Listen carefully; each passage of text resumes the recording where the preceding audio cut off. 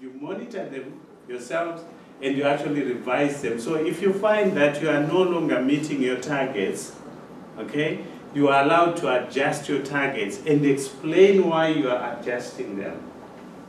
It's that explanation which is more important than pushing yourself to do something that you know is not to go into completion. So you need to record everything, and if you see that you are now missing your targets, you need to say, look, I'm revising my targets because of this. Are we okay? Happy? Right.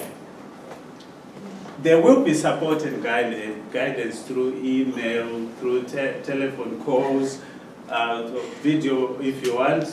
We can have video, audio communication, so many forms of discussions, right?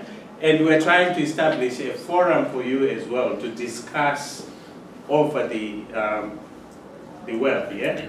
So that you can actually offer Moodle, so you can discuss your experiences, you can discuss ideas. We want some contribution on that forum. Are we okay? Is it looking positive? Yes. You are too quiet. You don't show me confidence. We're not sure whether to ask questions or not. This is what I was asking Michael. Okay, for now, all right, for now, let me talk, and then I'll let you ask questions. Midway, I'll stop, and then you ask questions, maybe after this. Right. These are the expectations. I'm just repeating myself over and over again so that we are very clear. So the first thing, be able to negotiate yourself for your placement. And I would like you to be able to manage it, right? And it's your own project, so you own it. Are we okay? Those keywords. You need to negotiate, to manage it, and to own it. Those three things, you really have to take ownership of the work placement. You need to observe the rules and codes of conduct, obviously. So you need to understand them. Again, in your write-up, when you do your write-up, you need to show or to explain to everybody what sort of rules and regulations or codes of conduct you observed. It could be confidentiality because we're dealing with some confidential information.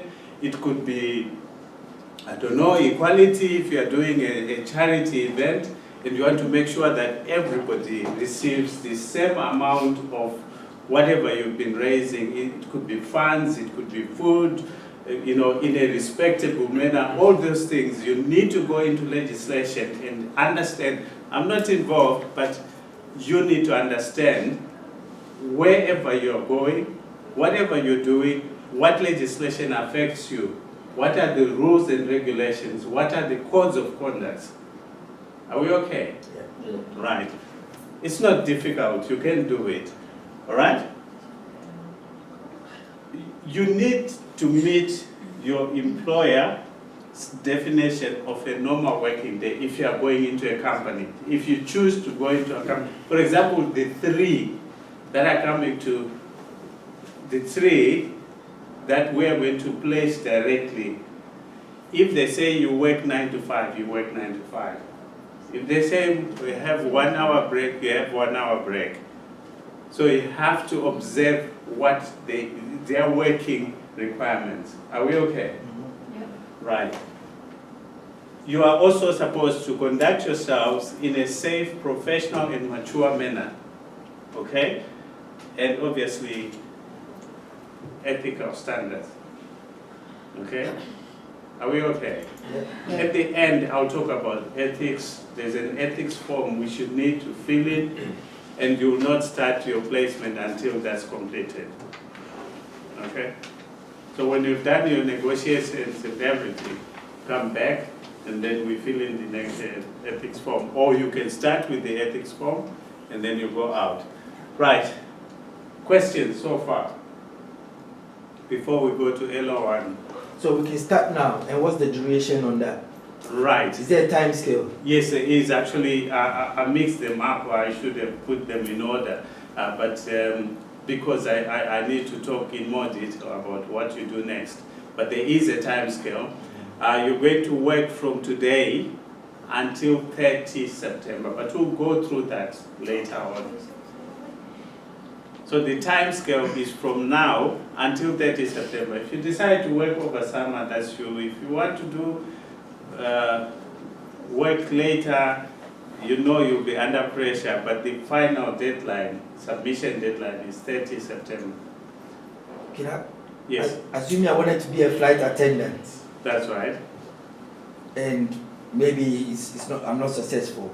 Can I switch to another field? You do your, first of all, you are doing your own evaluation, right? So the evaluation, you're going into LO1, I'll give you instructions on how to evaluate, right? But yes, you can switch, you can move, right? It can become part of your evaluation as well. Maybe I'll join parliament. So if Yes, I want to know, I used to work like a retail shop before, so Yes. I have the experience. Can I just make the assignment according to your criteria, fulfill all that question? well, we need evidence. We need to see letters to an employer or minutes of meetings with an employer. Yeah. We need to, or video, right? You can have a video meeting.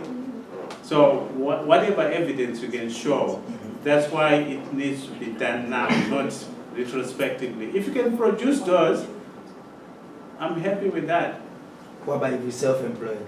If you're self-employed, I've had that challenge. Some students ask me, I think, saying, okay, if you are self-employed, right, the negotiation process, you explain yourself what you're going to do, right? So the negotiation and all the initial letters and the like, it's just an explanation that you are doing this in your own business and you have evaluated other possibilities. This is important.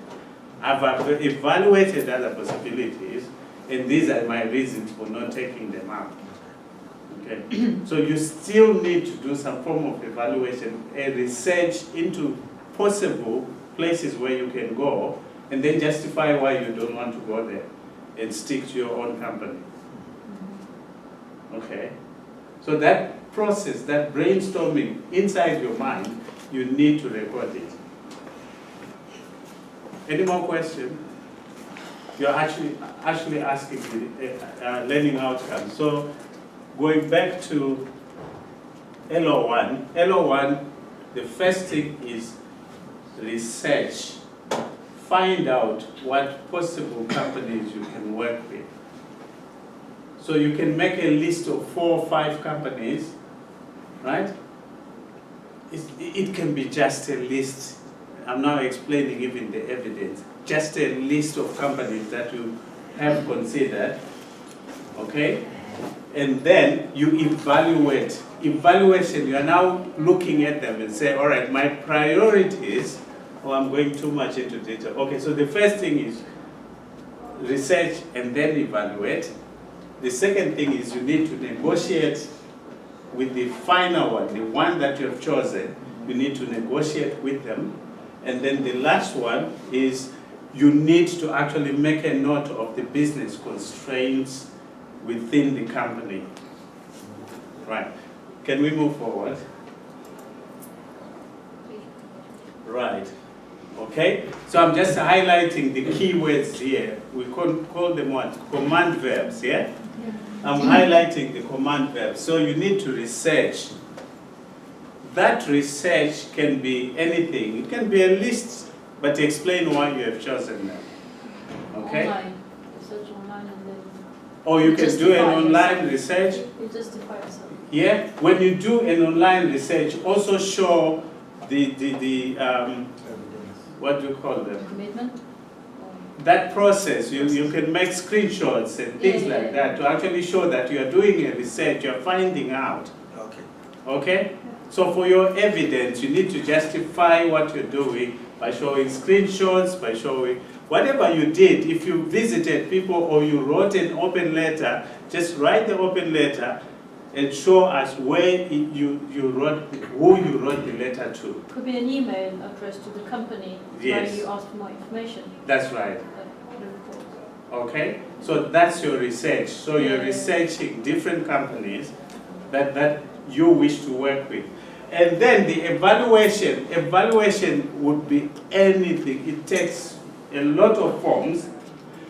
You have to choose your own criteria for evaluating. This is very important. Please note this. You have